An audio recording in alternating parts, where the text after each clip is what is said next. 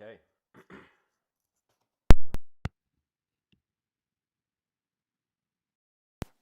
Okay. Hello, everyone. Welcome to today's early morning episode. I wanted to speak about an idea that had come to me, which was I found it too fascinating to let go. And I've written in the title here, "What if the world is multidimensional?" Of course, in all my talks, I consider the nature of reality, but I was thinking of it in a different angle. That I was thinking we have in science a sort of parallel universes theory that in some sense the person is combing his hair left, and is in another universe is the person is combing their hair right. So I thought about this notion that how is it that the self can be considered to have parallel dimensions, and then I thought about the vastness of the cosmos, this billion trillions of stars, to be parallel realities of a simpler universe, as if like the universe's vastness appears to us as complexity, but this complexity, how much of it is really complex, how much of it is just the simplicity replicated? Do you know, as if imagine you feel the room is big, but then you go see it at the back of the walls of it, it had mirrors, you know? So I always thought about this sort of multidimensionality of self kind of being seen in the multidimensionality of the world, as if the world has multiple ways of being simultaneously. Because that's what we consider dimensions to be, is it not? I mean, dimensions, of course, you can have various ways where you perceive multidimensionality. Like one way is like a light beam, where it's as if like all the different colors are in some sense their own dimension in the spectrum of realness, you know. But there are ways where you kind of see it also like an onion, where you see the dimensions are encapsulated within one another. And so really, if you are in an inner dimension, and if it's kind of like you know, concentric spheres of dimensionality, it becomes one of those things where you cannot see beyond the dimension because you're inside that dimension, kind of like when you're inside you cannot see outside of it, you know. Now, I can say that every person has access to a sort of subconscious study that their intelligence does. For me, when I first began these talks, it started off from a purely conscious kind of linear approach to the talks, you know. But later on, I began to realize that the mind has accumulated so much that its linearity can instantly change on the whim of an emotion. That means we wonder like what really increases the objective survival of a being, and it's their subjective awareness, especially nowadays. You know, survival is no longer. Sorry, guys, give me a second. I'll be right back. I forgot something. I'll be right back, guys.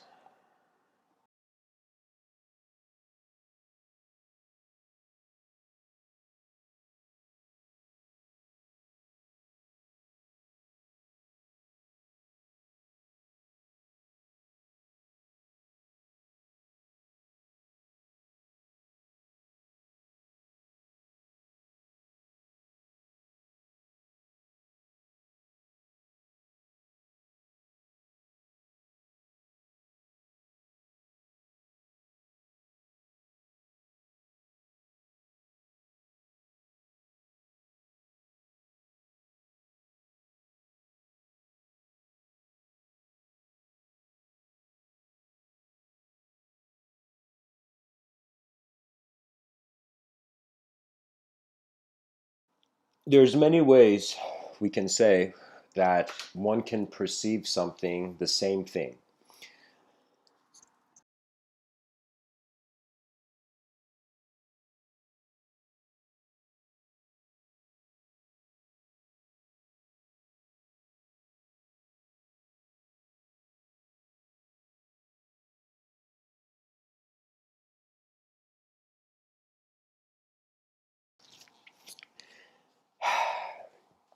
The ancients saw reality, or realities common, to be one being. In modern times, we are not convinced that all of reality is one expression, and so, in accordance to our languages, and various ways that we have branched knowledge out, we have kind of like if the whole world was one piece of cake, we have cut it up into pieces.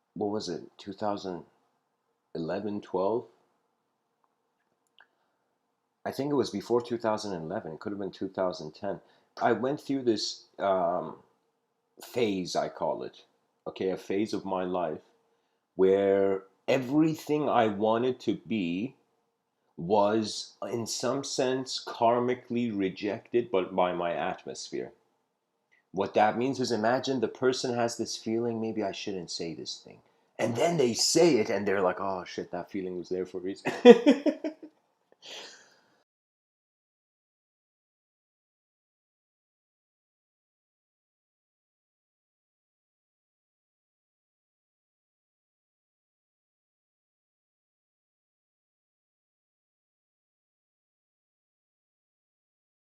Realized the outer reality does not listen to my inner reality, I came to a strange conclusion. It became more like riding a horse that you have no idea it's a horse. You suddenly finding your eyes and you're riding this vehicle. That's how the mind felt to me.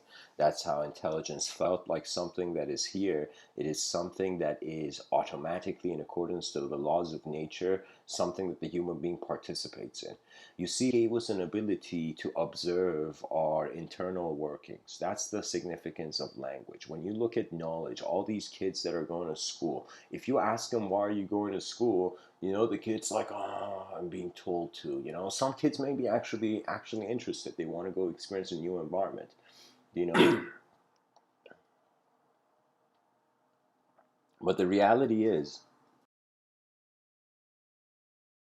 people are going towards knowledge for the sake of survival, not for the sake of actually knowing things. I remember in 2011, I don't even believe I was alive then. I mean, I was alive, but it's just that I wasn't living. I was just trying to exist. I was trying to fit in to a puzzle that was always changing. So right when you go to put the puzzle piece, the puzzle would change. Right when you would go, you got to change with it. If you don't identify and associate with the content of them, remain an observer. This concept of I've developed the concept of language threshold. I find, and just as an important concept, which threshold is the witnessing observer. Now, this concept is very crucial because it means that human psychology is not active. There are certain moments where if you ask the person any question, the person would have no answer because behind their eyes, they're not experiencing individualism. You see, so the more you notice your presence, the more comfort you get in this life. The less you're aware of your presence, the more you're trying to dismantle a story. There's something I call storification, and every person is doing it. They're storifying every moment of their existence. You know, the people do it even with animals. Like the dog becomes suddenly a member of the family. The person who had a turtle, that turtle has become that little kid's best friend. So you see, it's as if we storify a sign that there is life on a planet, at least inner life, is that there is a movement that goes on. The only saying that there is the subjective realm, there's such a thing as imagination, is because if I sit in the moment purely still and silent and I don't move, and if I visualize anything, that visualization, at least I consider it to be animate, to be moving. So you see, the subjective realm and the objective realm are infused, or at least the human being is an infused reception of them.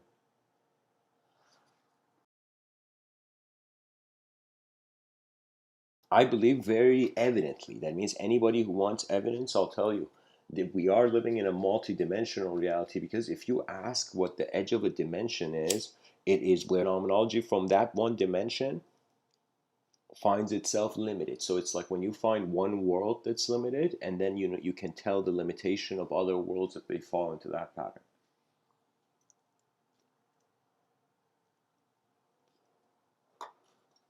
By the way, guys, anybody who's listening, if you have a question, uh,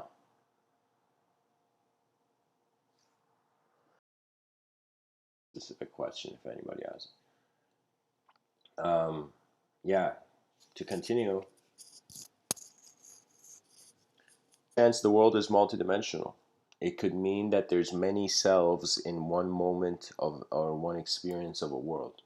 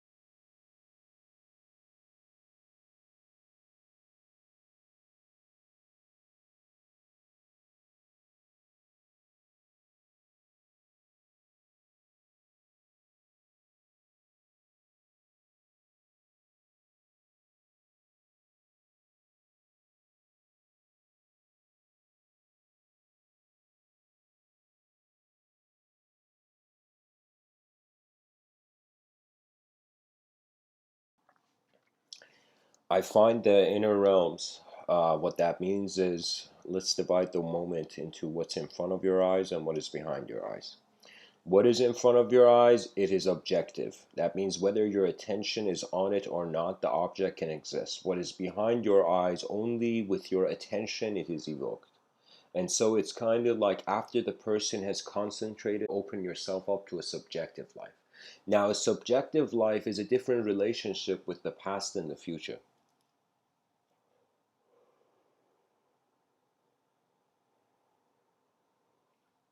A subjective life is the variations of the objective realm.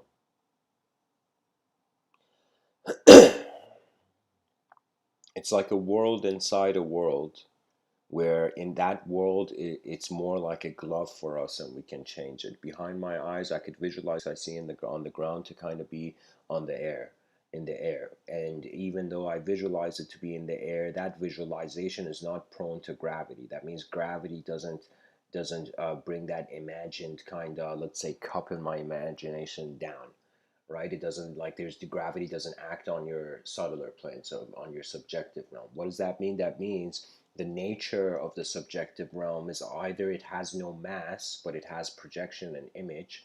So it would mean for the first time us acknowledging forms that have no mass but they have form, you know. They have no density, they're just symbolically kept. So on some sense it is very easy to feel that because gravity doesn't apply to your imagination, that your imagination is a, so the way we feel, just like how a person gets a piece of paper and has a freedom to draw many things on it, I find that our imaginations are transcendental notepads. And really, what's occurring is that most people are paying attention to their objective life and they're not paying attention to their subjective life, how they're existing as a subject. That's kind of what I'm here to do with these Mr. Within talks, to tell people that when there will come a moment in every person's life where they may wonder, they may seriously question. It happened to me. I wondered, I'm like, who's looking through these eyes of mine? And I kept giving an answer, and I realized the question is so multidimensional that the answer from one dimension does not suffice.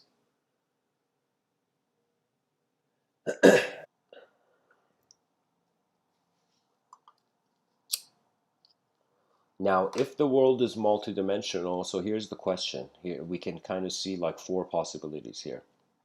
Just take into consideration this notion that human psychology, for now at least in 2020, for everybody, divides very basically into self and world. Because most people are surviving, we can say that they acknowledge a sort of self to survive. Something wants to continue. Experiences a lot of suffering, they will be pushed. Temperature change, sudden temperature change, you will also notice the thoughts come from different memories. So when you feel warmer, different memories are accessible. When you feel colder, different memories. This is not just because of you've experienced times where they're cold or times that the temperature was hot, and it doesn't also imply that the intelligence of the person has been recording everything from the beginning, right? So on some level, I'm like, what is information? Is it a file cabinet or is it an ocean where every memory is like a drop in? And so really no memory has any meaning unless extracted out. I looked at, this is something that, I mean, it contributes to the esoteric dimension of these talks that, let me say something, that there's a concept called theosophy. Theosophy is a human being studying the relationship with intelligent phenomena in other dimensions, you can say.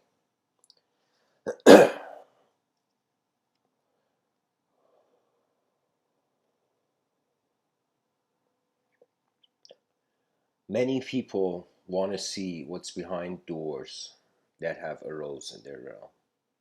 The questions of your life are the doors. You can also zoom out.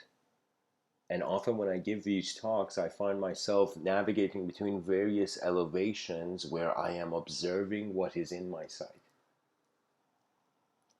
People, it's easy for their, it's kind of strange actually. It's like the person can't change their behavior very easily, but the person is entertaining so many different selves throughout the day that sometimes I find our efficiency depends on our emotional stability, and we will not be emotionally stable until we can observe our emotions.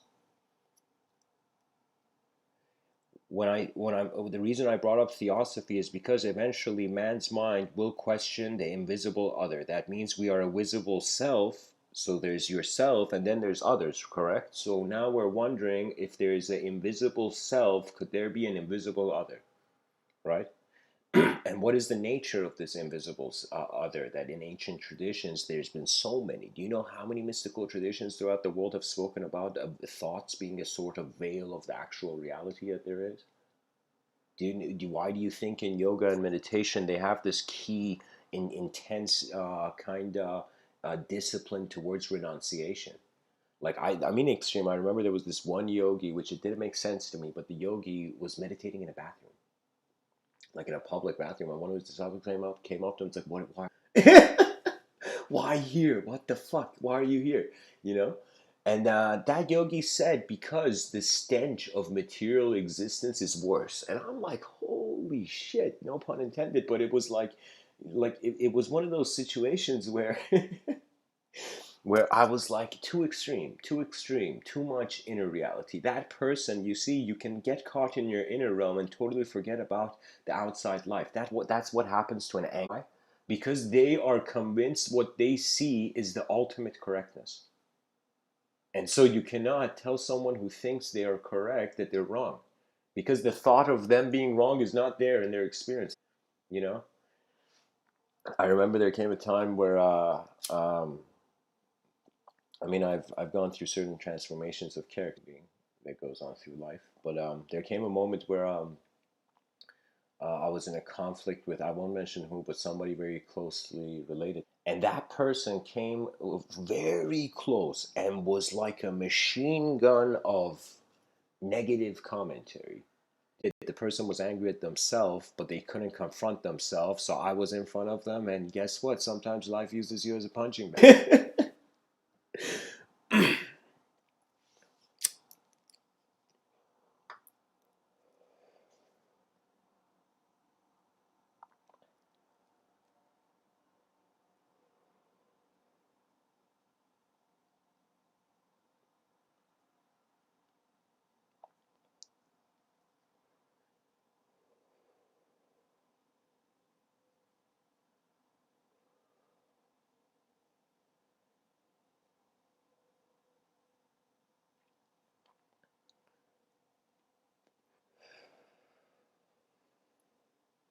The person came endlessly with intense anger, trying to provoke me, and was like insulting, dishonoring my being. So I'm standing there and I'm super quiet. I know what's going on. So I just remain quiet, as if like the person doesn't exist in that moment for a second. As if I like there's something I learned, especially it was very kind of strange, but I learned it from Persian culture, that in Persian culture, even if somebody does something wrong publicly, the people act as something like a mishap, like something like a mistake. It's like there are certain cultures where the mistake is really judged. For example, in Western society, you see that because of the wave of political correctness, there's like in scope on people's use of language in the public sphere. But in certain countries, they had this atmosphere that they realized a person is not as when they are comfortable. So they understood that in order for a person to be comfortable, sometimes people, they cannot maintain a sort of stable persona. Can't maintain that stable persona. People see into the inefficient aspects of the character. Yeah, I'll give you an example. Most children will see this. Pretty much, the child grows up with the ideal that the parents are his greater selves subconsciously, and so the greater self cannot make a mistake. So the kid feels like the parents don't make mistakes. The kid trusts the immediate. I mean, that's just being a child. You trust the world you exist in, and you navigate in a fun way, at least. Until life becomes super serious, chaos enters the eyes of the child, and the child realizes that every person, in regards to their inner reality, is an orphan of existence. I've had good reflexes, and I always wondered why. It was like strange reflexes. Sometimes it's like my hand has moved before even I acknowledge something. And I wondered why these reflexes are there, and I realized it's kind of out of the person being able to identify it with the stillness and silence with everything. I consider political correctness to be the greatest thing that happened to Western civilization. Western civilization may think it's the worst to it, but let me tell you why it's the greatest thing. Because the sensitivity to language leads to the awareness of the inner realms.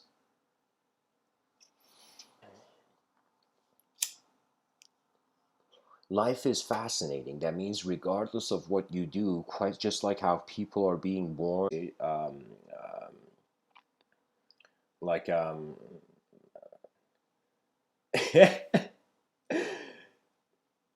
mean, you can see my Facebook, but what I've been occupied with. But like I'm saying is that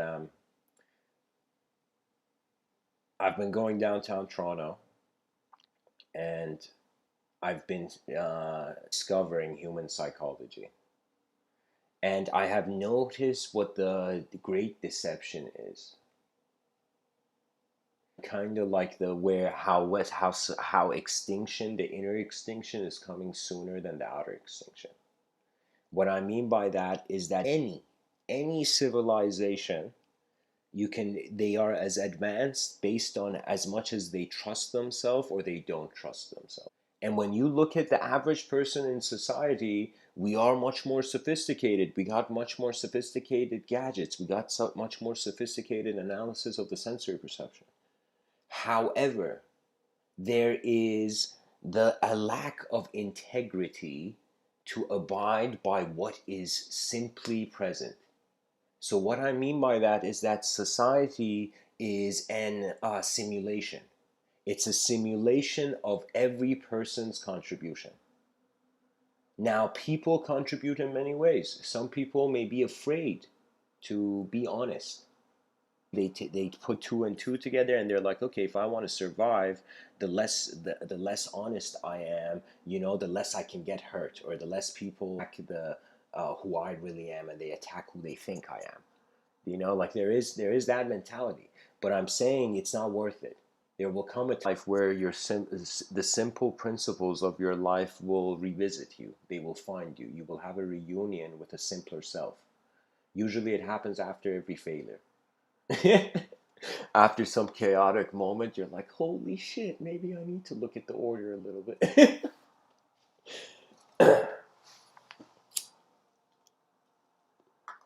One has to treat life not per se only as a solo journey, also. They must treat life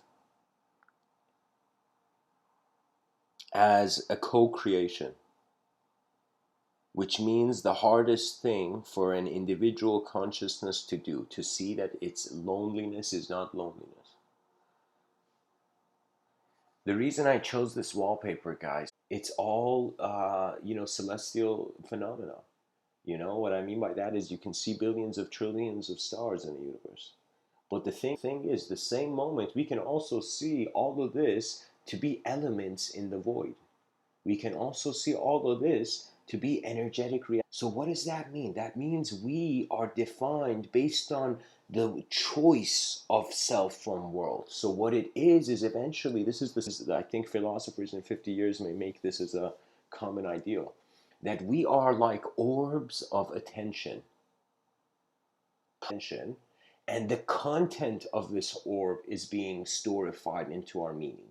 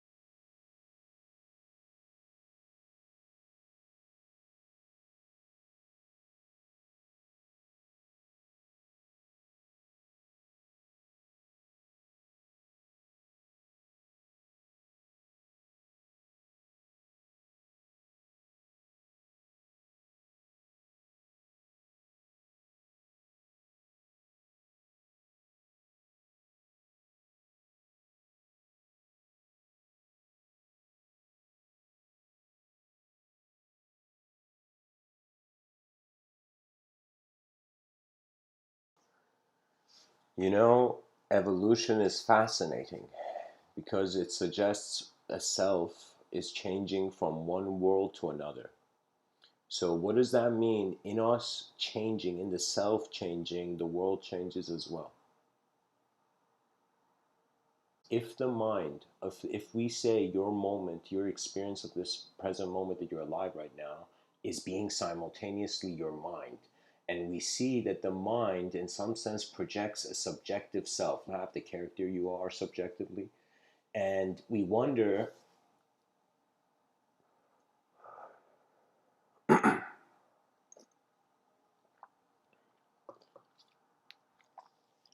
that if the mind, which is being the experience of the moment, can experience itself as a self, then this brings forth a very important suggestion.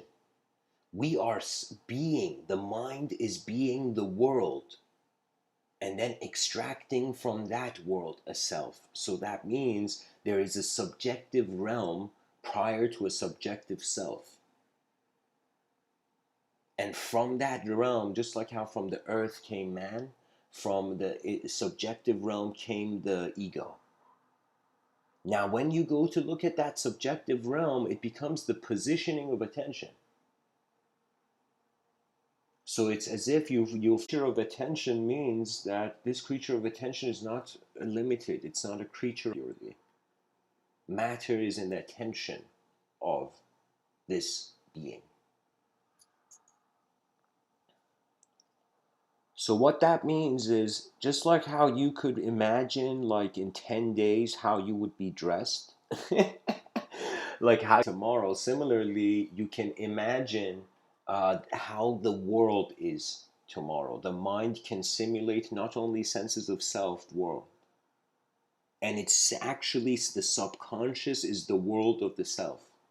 This is why what's in your subconscious influences you. It's as if your eyes are open in one way, in a purely objective biological sense, material sense, but in another way, also open to not only that material landscape, but with a sub layer over that landscape, which is your abstraction and subjectivity.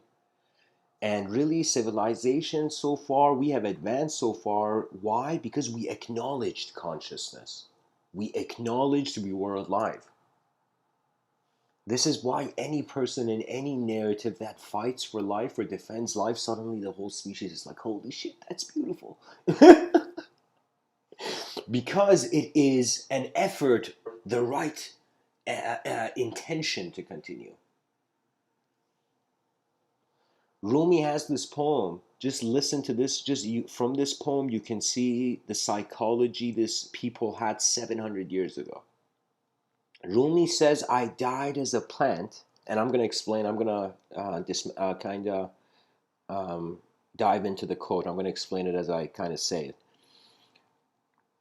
You can notice from my tone of voice which is which. Rumi says, I died as a mineral and I became a plant. What does that mean? What the mineral is static. It's static awareness. He became slightly moving more. So it's as if the mind began moving a little bit. He says, I died as a plant and rose as animal. Rose to an animal. What does that mean? That means as if this attention, this mind, pure attributeless static being became more dynamic. Then it became more dynamic. Now it wasn't just rooted in a certain soil, it was moving in the field of that environment. It was moving on the soil, it wasn't just in the soil. This way, that when Rumi's saying I was a mineral, he was the soil.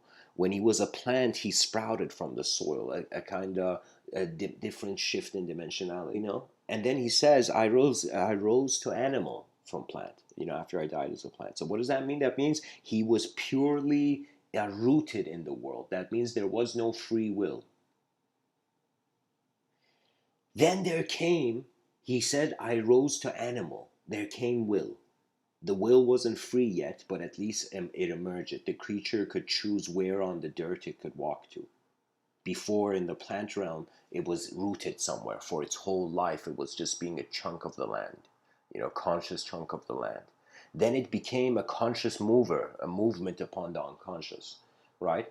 So he says, I died as an animal and I choose that. He keeps going. Now check this out. Rumi's quote doesn't end there. He says, died as a mineral and I was man. I died as a I died as an animal and I was man. Then he says, when was I less by dying? Why should I fear? He says, why should I fear death?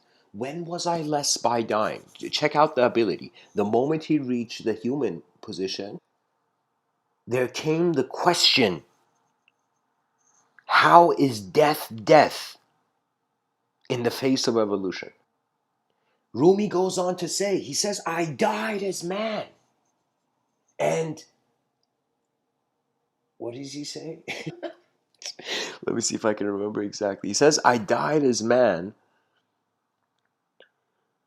to soar with angels blessed. I died once more as man to soar with angels blessed. That means from a purely objective condition, not only we've reached man, which is the balance of the objective realm and the subjective realm, but he's saying he's soaring with angels blessed. The archetype of the angel is the will of God. The angel cannot do anything aside from it being commanded from it. That means this is a kind of theological argument that people are like consider a multidimensional landscape, but they are in conflict with the dimensions of others.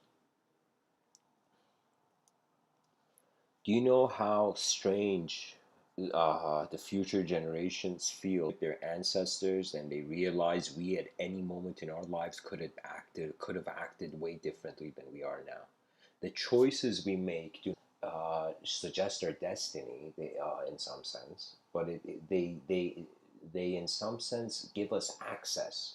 Every choice in my life was kind of like a hand that was dealt to me. You know,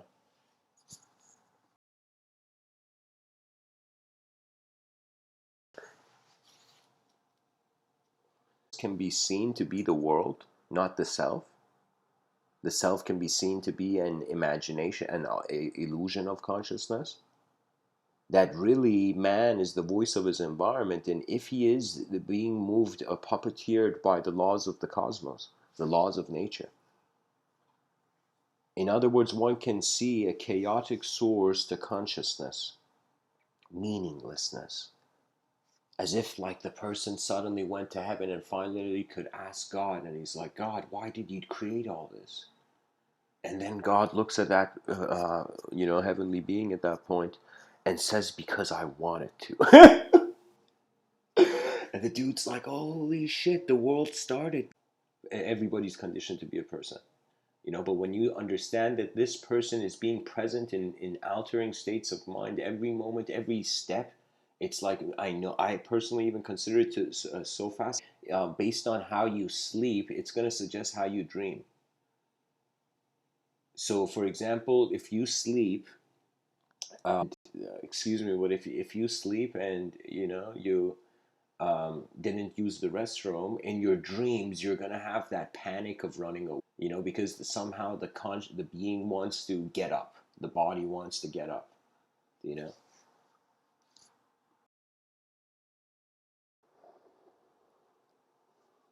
The ancients considered that dreams were the hidden life of the mind, and that as attention navigates in an objective position, it all creates subjectively without the objectivity. That means dreams are kind of proof you don't need a body to have a body, to move in a body. I've consciously moved in my dreams. And because I've consciously moved in my dreams, I woke up and I'm like, whoa. So body's asleep on the like in my bed, but I'm dreaming of like kind of running on a grass field. So how is that possible, right? So I realized the mind is living before the body does. And then it made me kind of think that our whole civilization's knowledge is based on the body came first, but what if the mind was here first, then the body is a projection of the mind. So I eventually kind of considered that consciousness is something that the language has ascended through cannot ascend past that.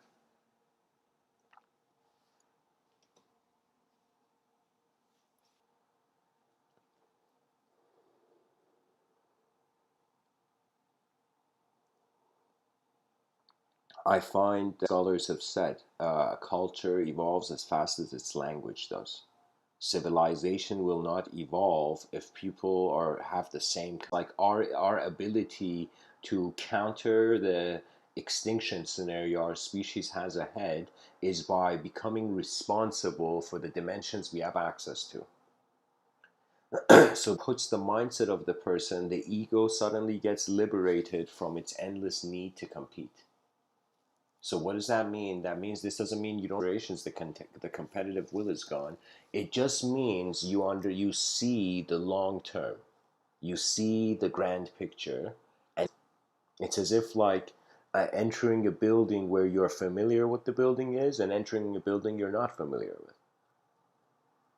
Same, because people have to realize the environments of mind, the environments of attention, how people, while they're in objective reality of subjective constitution, and people in this civilization are not conscious enough. That means they are not sensitive enough that we are minds. Added, there would a lot of morality would fix itself. That people begin. We're not just 8 billion bodies on a rock in the middle of nowhere. We are 8 billion minds.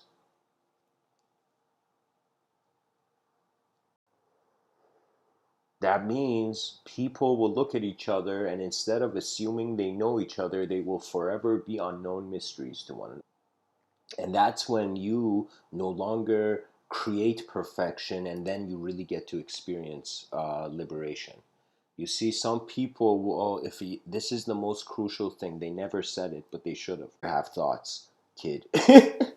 And the kid's like, all right, sir, goes into that meditation position and has like a shit. And he's like, sir, I have thoughts. And the guy's like, don't you dare have thoughts in my building. Only to realize that it was never about not having thoughts. Any person who thought that's what meditation is, excuse me, but a fool.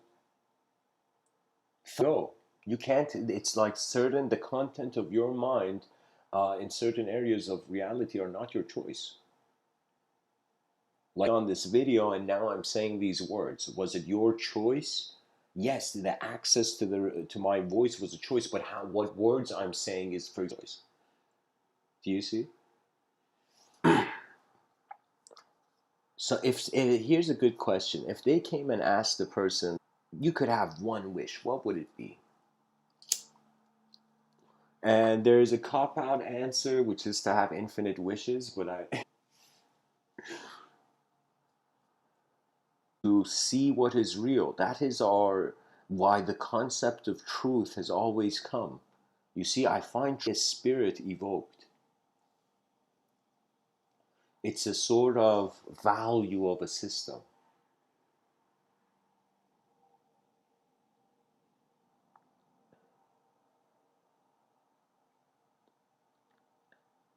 The subjective evocational, therefore, it means don't take ideas ever too seriously. They are language with multiple extracted. That means that when I say a word, the experiences that motivate me to use that concept is going to be very different than the experiences you have. Um,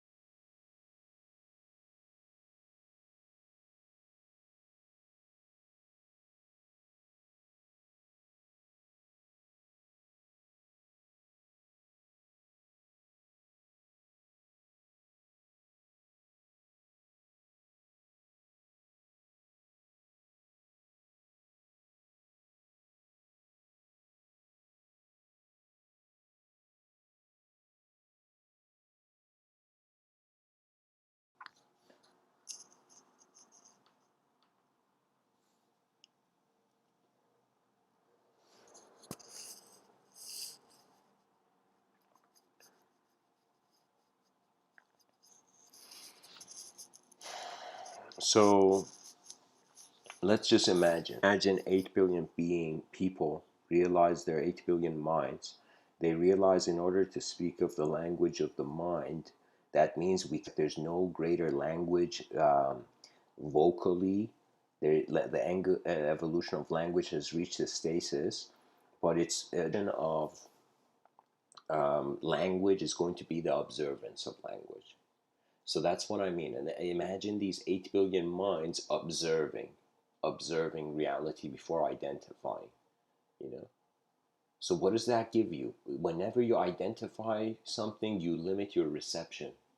Whenever you don't identify with something, you can watch many things coming up.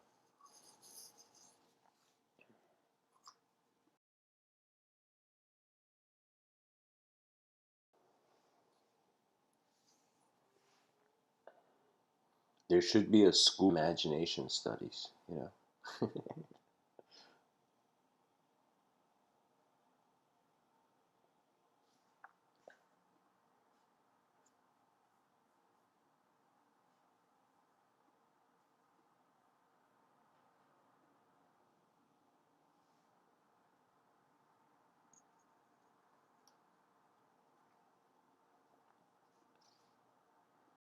The histories you were told to not be true. Imagine everything you believe to be the self of one moment looking in the mirror.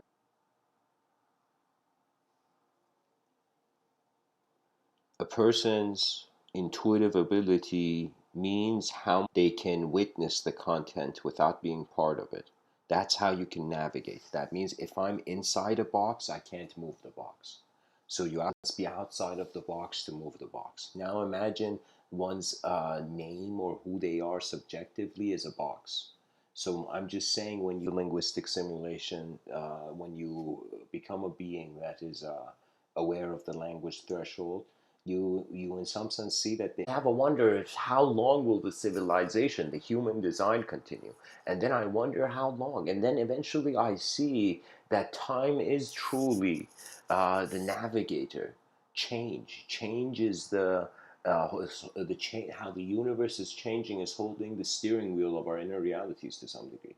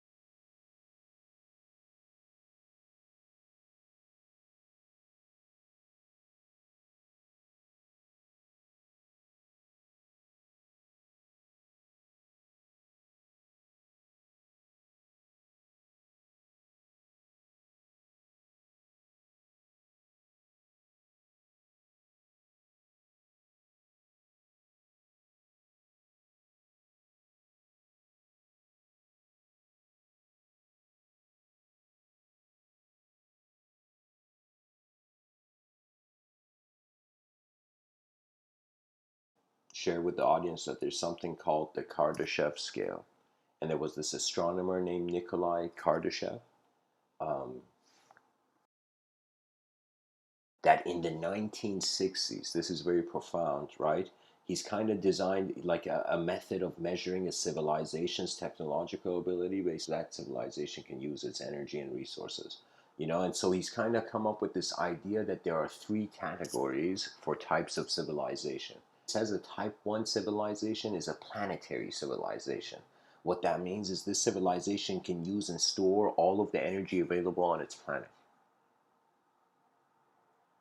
So that means, imagine we become such conscious creatures that we not only build world peace, but we build the potential as if we could have built it a million times, 1,000 times more, you know?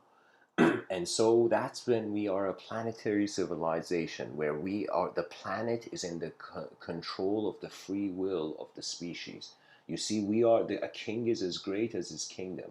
And if the kingdom suffers, then the king, a stellar civilization can use and control energy at the scale of its stellar system.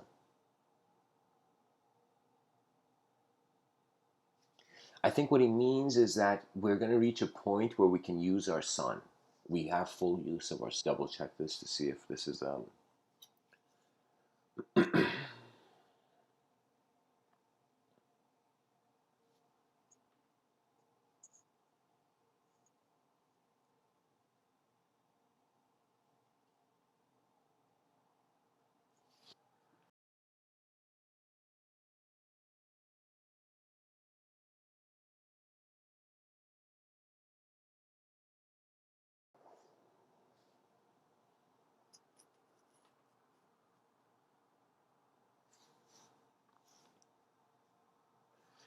Here, guys, I found more details on it here. So I'm gonna kind of read this. Let me see.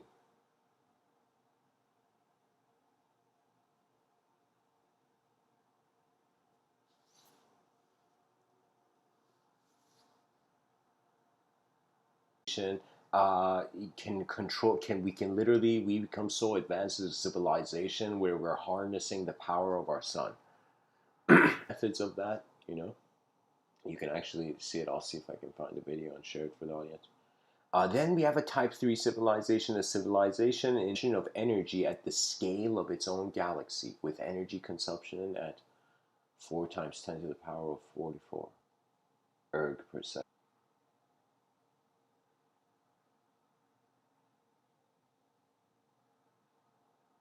Yeah, he said. So he checked this out. Type 3 civilization. Lamarckand stated this as a civilization with access to the power capable to the luminosity of the entire Milky Way galaxy. So it's interesting that we are trying to comprehend the levels. We are trying to use energy, and what it means is a personality, an individual consciousness emerged, and it realized it has no other purpose than to explore the whole field. That means individual consciousness is bound to a collective consequence, and a collective consciousness is bound to an individual consciousness. What does that mean? These are the walls of the limit plane of existence. And the reason they think it's karmic is because of this oscillation between the infinite and the void. In the void, you can say is ultimate unity. In the infinite, you can say there is ultimate individuality, ultimate separation.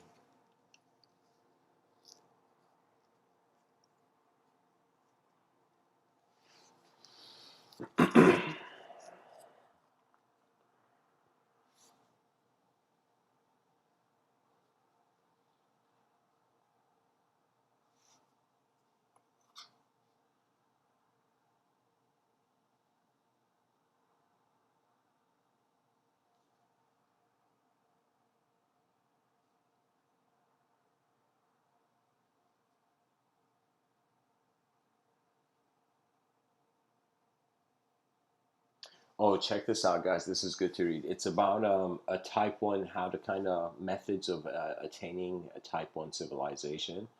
And if here, just I'm just going to say a short sentence about it. It says, if a civilization constructed very large space-based solar power satellites, type 1 power levels might become achievable.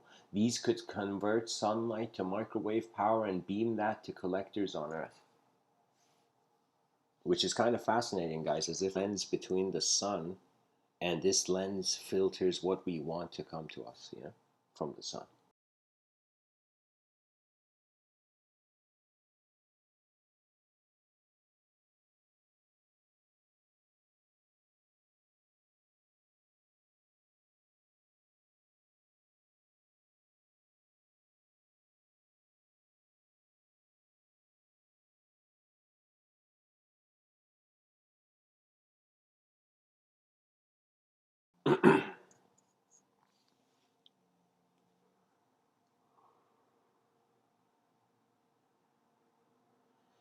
Guys, the possibility of this all has to do with technology.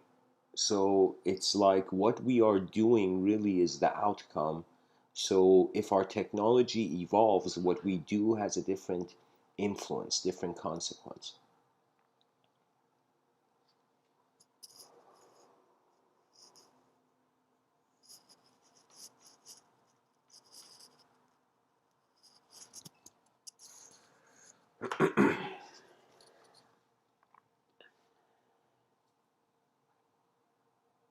Sometimes I think the use of language by the human being is subconsciously seeking ideological immortality. But really what it is that the person is alive once, and it's a kind of journey. And your physical dimensions inspire the non-physical. You look at physicality, you look at what's in the room, and you're like, okay, let me try to open the door and see what else is there. And every ideology ever, especially on a large scale, becomes something. Every person on this planet has tried to open a door to see the true nature of the present moment, only to discover that it is a movement. So really what consciousness is, it's like the question comes before thinking about karma, there's Maya, which is movement, cosmic movement. So it's kind of wondering, karma is a reaction, but what is it a reaction to? And it's reaction to how the movement was intended. In other words, your intentions sculpt your karma.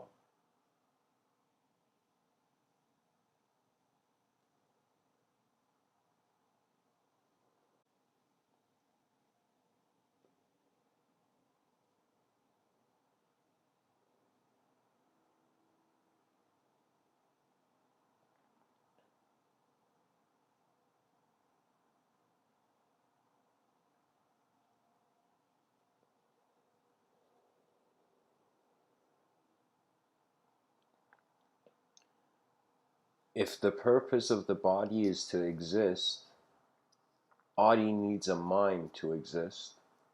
The purpose of the mind is to continue the body's existence. But if the conscious being is not limited to a sort of material identification, it's like we can kind of say that attention, and your attention is your life. And the true realization of the free will, it's is everywhere. But what I'm speaking about in regards to realizing the free will is kind of, it's like your eyes are open, landscape, what do you do? Now, if there is, that means there is a utility. Now, the whole point is who to whom does our lives have value? And that who is who. It's a living moment. The life is unconditional. The form is conditional. The mind is unconditional. The sky endless. But the body is conditional. It is like the earth. It is limited to its own domain.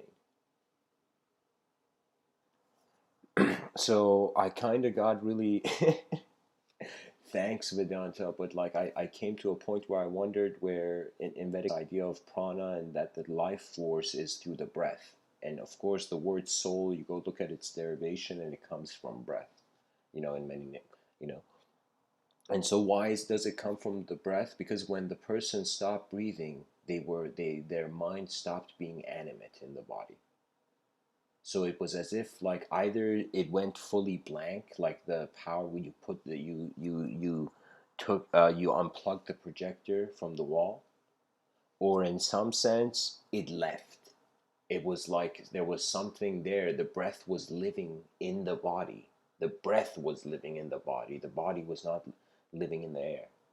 The breath was living in the body, and then the consciousness left with the breath. They had this thing. This is why breathing practices is always like any person, just whoever you are, just be conscious of your breathing, and I'm telling you, your life will go on another level.